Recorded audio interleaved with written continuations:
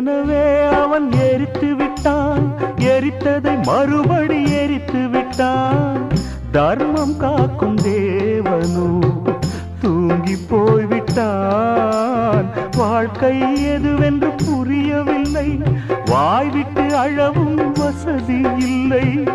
வெந்த புண்ணில் அல்லவோ வேலும் பாய்ந்தது, விதியால் வந்ததா இல்லை சதியால் வந்ததே தொல்லை. விதியால் வந்ததா இல்லை சதியால் வந்ததே தொல்லை.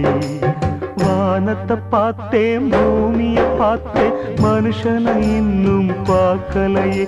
நான் பிறந்தது அழுதிடத்தானா, ஏ விதியே சரிதானா?